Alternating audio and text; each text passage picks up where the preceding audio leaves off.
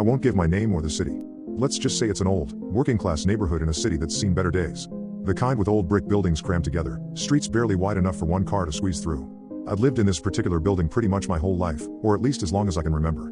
It was an old walk-up, definitely older than me, older than my dad.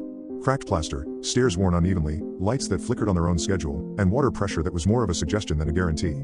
Standard stuff for the area. The building had its quirks, things we'd all gotten used to. You'd hear odd thumps in the night, the hallway light on our floor would sometimes flare bright then dim for no reason. The cat belonging to a woman on the second floor would occasionally hiss at one specific spot on the third floor landing and refuse to pass. You know, the kind of stuff people chalk up to the house settling or old wiring or whatever explanation lets you sleep at night. Life's got enough real scares, right? But all those little oddities were one thing. Apartment 4B, directly across the narrow hall from ours, was something else entirely. That apartment. It was sealed. Sealed shut since before my family moved in. We're talking over 20 years, locked with a heavy-duty, rust-caked padlock on a thick hasp, bolted into the door and frame. The wooden door itself was weathered, paint peeling, showing the scars of time and damp, but it was firmly closed, and nobody ever went near it. When we first moved in, my dad, God rest his soul, asked the old man who owned the building then, about 4B. Why was it locked up tight, not rented out like all the others? The landlord at the time was elderly even then, but still sharp.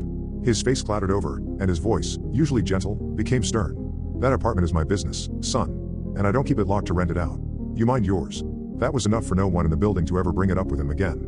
The old landlord himself was a bit of a recluse, lived in the ground floor unit, rarely spoke, barely